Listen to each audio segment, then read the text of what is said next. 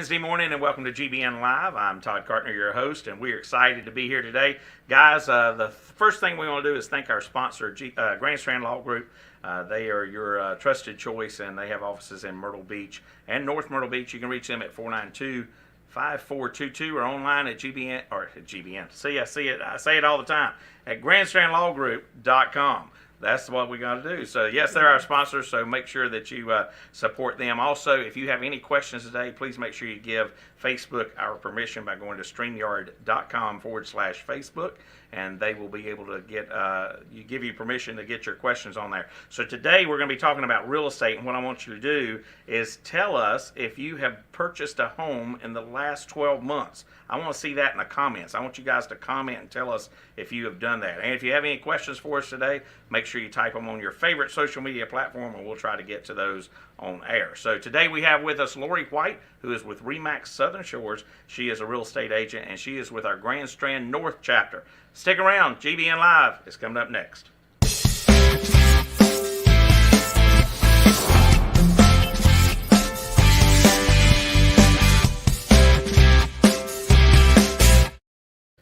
All right, guys, welcome back to GBN Live, and guess what? We have with us Lori White today, who is with RE/MAX Southern Shores, and Lori, we appreciate you joining us. Thank you so much for having me. Lori and I have known each other for what, right?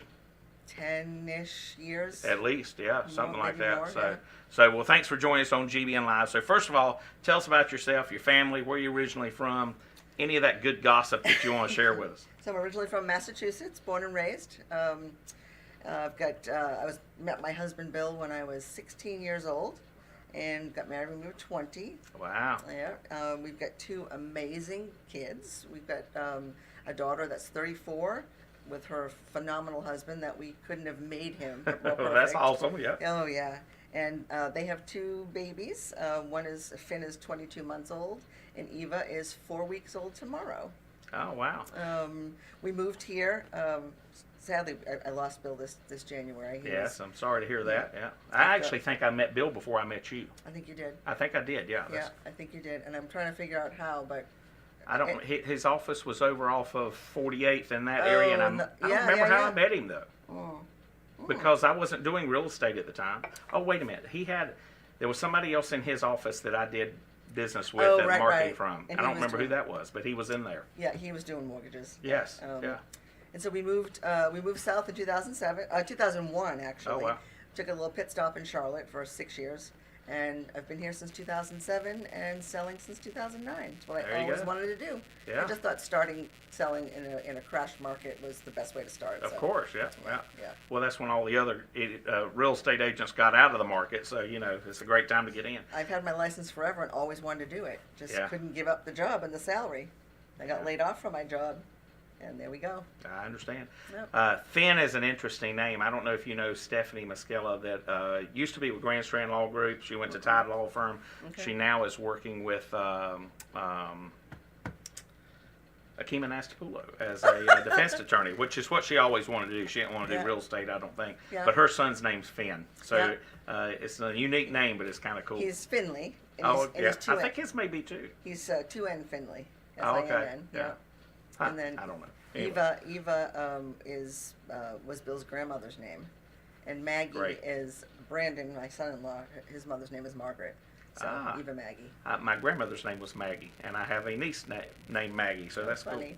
Cool. Yeah. Anyway, so let's get into real estate. So the market has been absolutely crazy in the last 12 months. What do you think it's doing here in the Grand Strand, and what do you see in the next year or two? So what I hear so many people saying is values are falling. The house value is falling, sky's falling. That's not an accurate description of what's happening, in my opinion, and in a lot of opinions. Right. We were in a situation where we were in an auction pricing. You walk into a seller's house and say, what do you want for your house? Yep. Whatever you want, that's what I'm going to list it for. Yep. And they would get that or more. And there were multiple bids and crazy offers and waiving of appraisals, so that if it didn't appraise for the purchase price, people would just come up with the extra cash. It was insane. It was. Well, that's not happening anymore. But that doesn't mean that the market is falling. It just means the market's correcting.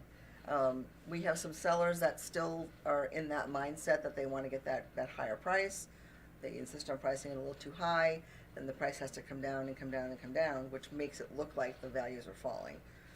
If we start at the right place, we wouldn't see that kind of of an approach to what people are thinking. But all in all, the market is correcting, and prices are being where they should have been.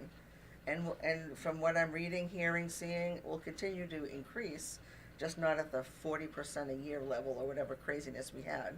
It's going to, I think they're going to go up just at the normal amount of increase for property values. And you're so right there. People were so overpaying. And, I found that a lot of people were investors from other states, even out to California, that were buying properties here and just paying astronomical prices.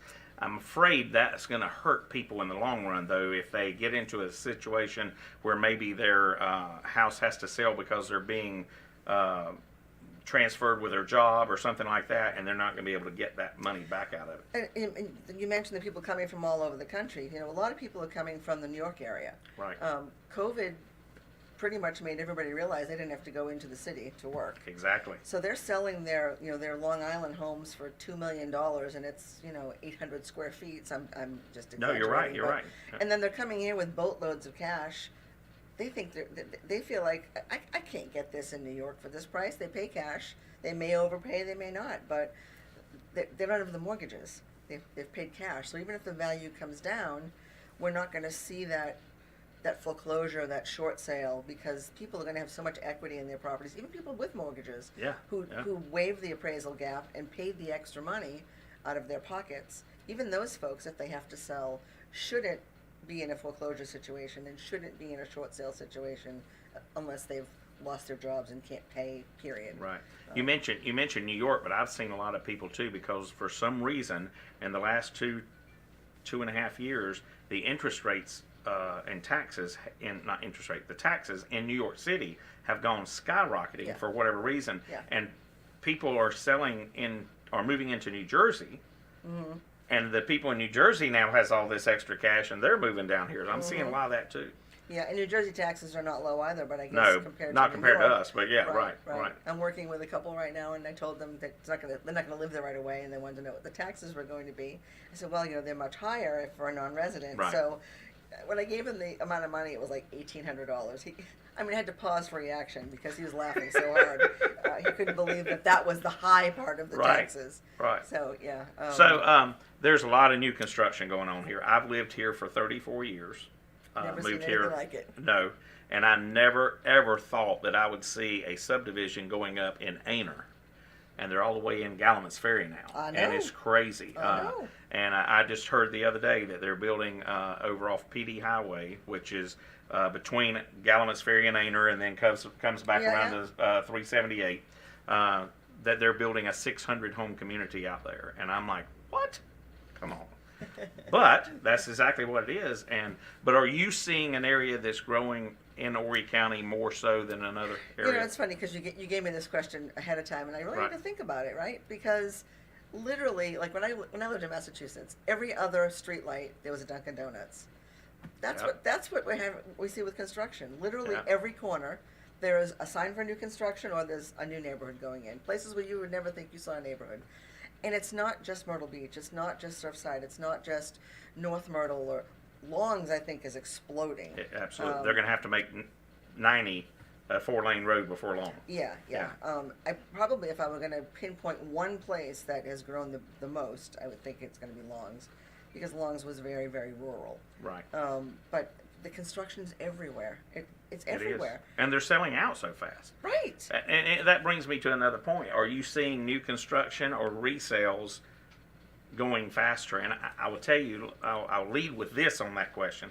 I'm actually witnessing a couple people that have bought in one neighborhood, and they got so much money for their house than what they paid for it, living there a year or maybe less, and they're moving into a nicer neighborhood or a larger home or whatever. So even new construction is being resales very quickly. Right. So I think, and this is the case all the time, not even just in this market, if you are trying to resell your home in a neighborhood where they're still building, and let me go back and say, at the earlier part of the year, the builders were not offering any kind of incentive.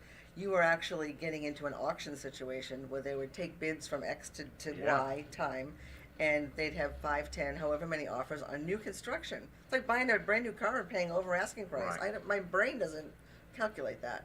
Part of that, though, I'm sorry to interrupt, but part of that, don't you think, was the fact that they couldn't build as many homes because of supply? Yeah. I was seeing some of that. But I mean, but siding. Who would thought siding would be I hard to come know. by, but it was. but the well that so what they were doing was they weren't letting you go in and pick a lot and pick your home. They weren't selling them till they were speccing them. Right. But still, they would still get these multiple offers, and the prices were driving up. Now things have settled down. Incentives have come back. Commissions have gone back up. They've done bonuses. They're doing the things that they used to do. But if you're in a neighborhood where that's happening, especially now with the incentives, and you want to resell your house, you are going to have some trouble unless you make your house very appealing. Very. Because Yes. why would I buy your house if I could buy a brand new house with the same things and get this and get that? So in that sense, resale is a little more difficult. Yeah. If you're in a place where you're the only house coming up on the market and it's a very desirable neighborhood, and you price it right, that's the biggest caveat. You have to price That's why it right. you hire a real estate agent that's a professional. That's exactly right. You need to price it right. It will sell. You will Yes. sell it. You got to get out of that auction mentality. You got to get out of that, let me see what I can get. Yeah. Because the longer your house stays on the market, the less appealing it becomes to people. It's the most appealing those first week or two when it's first on the market, so you've got to price it right. Yeah. I know that during 2022, throughout the year, single family homes were going crazy there for a moment, and then condos started going crazy. Townhomes started going Yeah. crazy. And oh my gosh, are we building a ton of apartments here?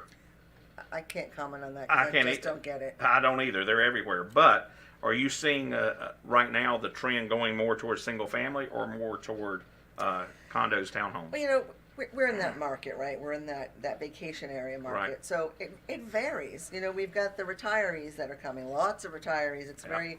very affordable to live here as a retiree. So those folks are buying single family homes for the most part. And some of them are buying big single family homes. They're not just buying the 1,800 square foot house. Right. They're buying the 3,000 square foot house so the 10 kids, grandkids, and the neighbors and everybody can come visit. The moms, dads, or in-laws can move in. Right, Yeah. exactly. And then you see the condos and the townhomes. Condos for investment. A lot of people want second homes.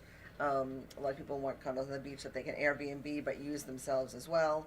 So Right. it's really, I mean, I have to say the majority of what I see is probably single family. I work with a lot of, it's funny, I go from one end to the other. First time home buyers Yeah. and retarees. Yeah. It's both ends, Yeah. and I've got the designations that go with those. I've gone to classes about how to work with I hate to call them seniors, but with retirees. I Right. like retirees. People who are retirees here are not are not very senior. We've got a lot of, like we were talking about New York and New Jersey. We've got a lot of civil servants, firefighters, police officers, garbage, whatever municipal place that they worked for. They went to work when they were 20 and they retire when they're 55 That's or right. 50. That's So right. we've got a lot of people coming here for that as well. And they're coming here because of the active lifestyle that they can Right. still do, whether it's golf, whether it's whatever it is. Mhm. That Lowe's and Home Depot are two that Mm-hmm. come to mind that hire a lot of retired people, so they just have something to do. Exactly. But you're right, and if you go along the Grand Strand, the coastline is pretty much full. I mean, it's Yeah. probably 90% built, so Yeah. you're not gonna get there. So that's what's pushing people out a little Yeah. bit further. Because But now they're taking those older, the motels, the typical motel that you went to when you were a kid with your parents, right? Right. The motor lodge. right, And they're kicking those things out, and they're building yeah. high rises yes, everywhere. all over the place. You're Yeah. right. So if you were in that situation where somebody comes in and as an agent, because we do the comps and whatnot, as an agent that home is way overpriced, but your client still really wants that house. What advice do you give them? I am not a sugarcoater. I tell I'm not people either. You know that. Yes, I know. And Yeah. I tell it like it is. Yeah. If you want sugarcoating, go get a donut. I agree. That's not me. I will lay it all out and let them know, I think you're overpaying, this, that, or the other. You're going to need to do a roof soon. You're going to, whatever it is. But like we talked about, the people that have the boatloads of money, they don't care. They don't care. If it's somebody that is getting a mortgage, we need to talk about that a little bit more, because we need to make sure they understand. I understand you really want this house. This is the neighborhood. I really feel like it's overpriced. We may have an appraisal issue. Do you have the extra cash to make up the difference? Because if I feel it's so overpriced that we're going to get into the loan and the appraisal and spend money and all that stuff only for it to not appraise and the deal be dead, I don't want that to happen. Right. So I got to make sure I ask the right questions and listen. Do a lot of listening. And I'm never going to just let somebody buy something that's overpriced without me putting in my 2 cents. Right. The good news is with the prices that have sold, a lot of times you have the issue of them being able to be appraised because they overpriced in the recent months. So neighborhood specific, though. Right, exactly. You're right, absolutely. And I'm even seeing some of the older neighborhoods are falling into that category. It's not just new construction, you're right. or recent construction, I Correct. should say. So, Correct. But anyway, well, hey guys, stick with us. We're going to come back after the break, and we're going to ask Lori about, is it now a good time to buy or sell? So stick around. GBN Live. We'll be right back. Hi, I'm Justice Ann. I've been a canine liaison at Grand Strand Law Group for, 30 years? What's that? You don't believe me? I meant 30 dog years, of course. First rule of lawyering, read the fine print. Anywho, my humans at Grand Strand Law Group have a combined 20 years experience. I know, not as much as me, but that's in people years. So yeah, still pretty impressive. Real estate, estate planning, or probate, you need GSLG. Grand Strand Law Group. Trust us, we have a dog.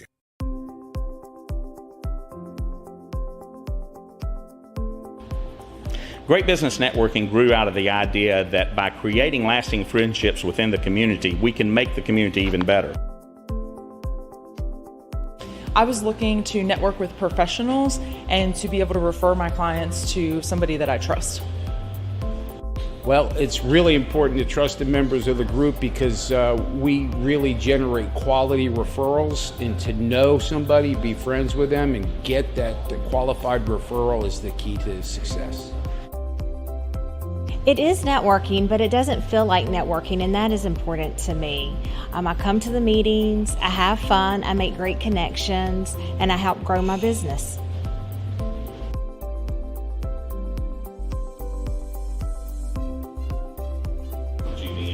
GBN, these are some of the best professionals in the market, and having that resource available to me, that's priceless.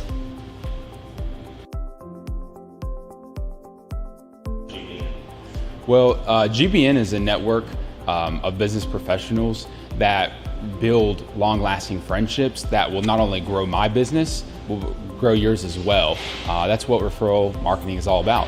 GBN really is the most important marketing for your business. Check us out today.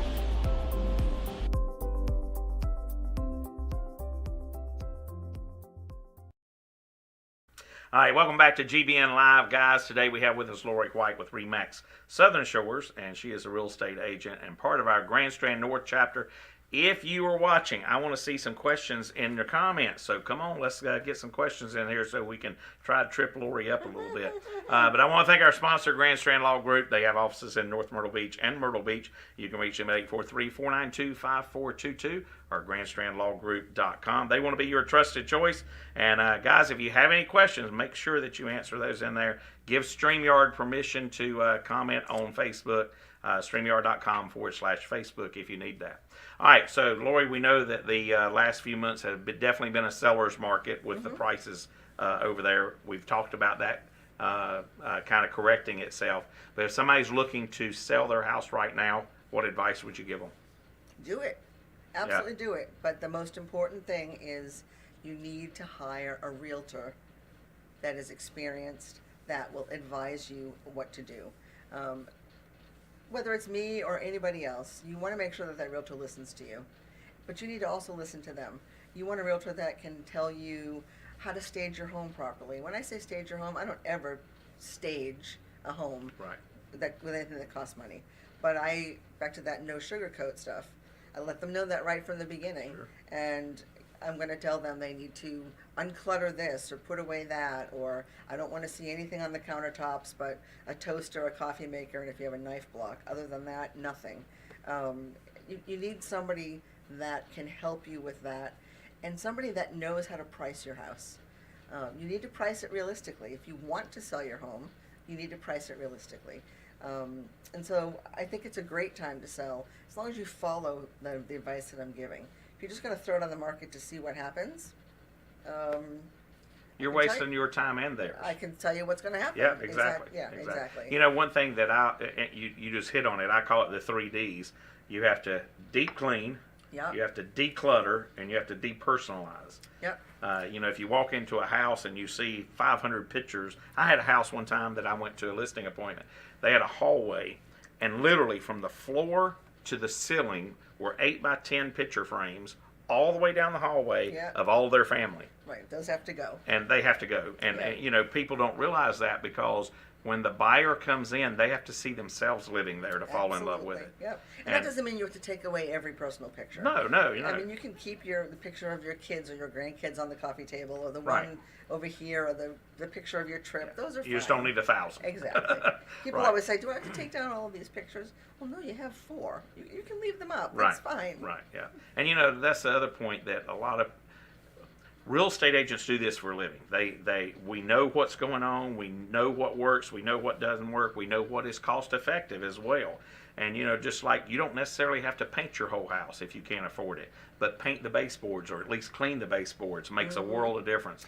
And those are the little tips that we can do. And some sellers will think, well, it's an older home, it's not updated, but if they change the flooring, that will help. Here's the problem that I see with that. If you change the flooring, you're going to make what looked old to begin with look older. So now you're going to update your appliances, but you have Formica countertops. So then you want to do the countertops, but your cabinets are all chipped. It's almost like sell it as it is for the right price, or do all of these things, but you can't do one of these But the things. issue there too is you're also limiting your buyers, because if you Correct. go and put in everything gray tones and the person likes tan tones, Right. then you're wasting your money. And you're limiting that buyer pool. So yes, it's When Bill and I sold our house, we lived in Arrowhead for 12 years. Right. And over the years, we had updated and updated and updated. We never got to the countertops. And so we move out, and I said, we've got to do the countertops, even though we're not living here, because everything else is done. Right. Everything. And then you got these old countertops. Yes, then you do it, and you try to go with something neutral, but you can't expect to get the money you want from all of the upgrades you've made when there's still one sore thumb sticking you're right. out. You're right, because it makes it more prominent. Exactly. What is it? Sherwin-Williams Agreeable Gray. That's what's in my house. That is in mine too. As a matter of fact, it's what's on our walls here in the studio. It's in my house. It's in my rental house. It's in my vacation house. It's everywhere. Agreeable Gray is number one. There's your plug, Sherwin-Williams. But the cool thing about it is it goes with everything. It does. It goes with tan. It goes with gray. It goes with blue. It goes with red. Whatever you have It's in the almost room. like a light taupe color. Yeah, and it just picks up whatever you got going on in the room. crazy. So, There you go. yeah. Sherwin-Williams needs to be our sponsor. No kidding. So let's talk about, if you're thinking about buying a property right now, what's some of the things that you need to be We have aware of? a lot of us are using an expression now. I don't know who I stole it from, but I use it.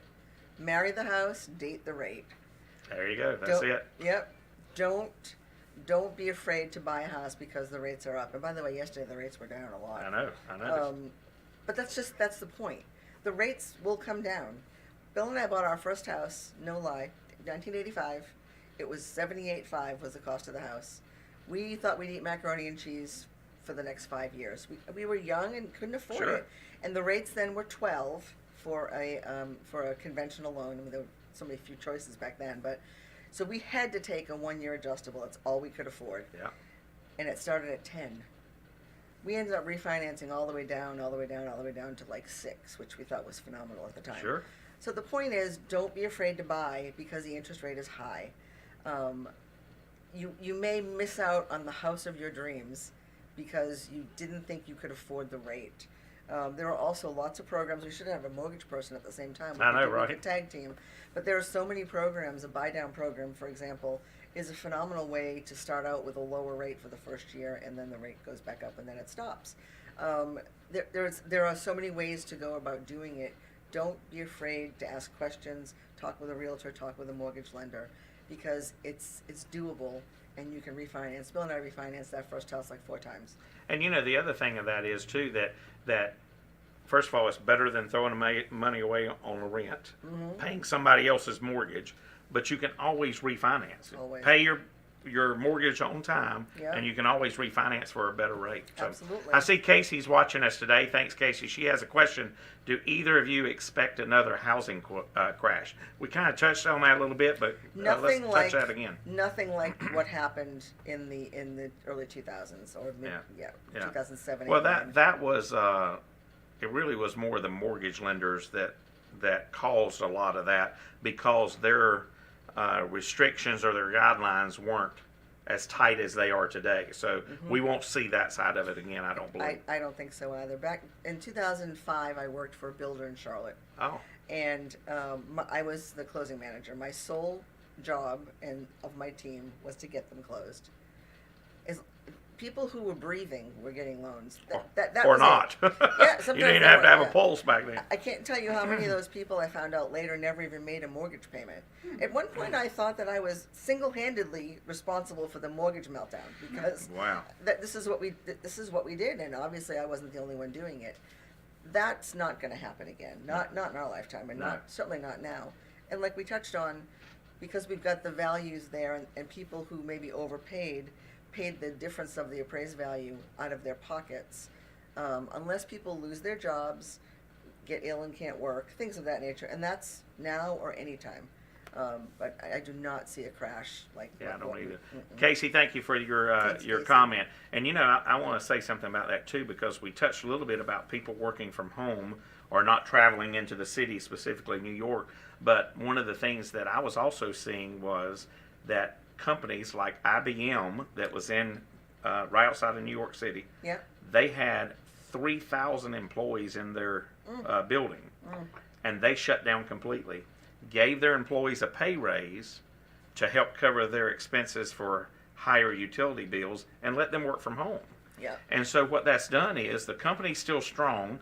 You've increased the salary. You've also saved a lot of money as an employee, because you're not paying for travel, wear and tear on your vehicle, Exactly. buying lunch out every day, you know, Yeah. that kind of stuff. Yep. So that made a big difference there. So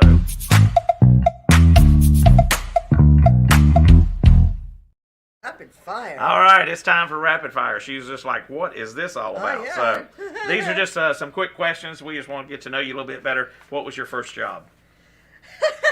My first job was in an ice cream parlor. I lied about my age to get the job because I wanted to work so bad. You can't tell that I'm only 5 feet tall. Yeah. But I got stuck in the freezer reaching for the back of the ice cream, and my feet were up in the air like this. And that was the end of the ice cream job. That's awesome.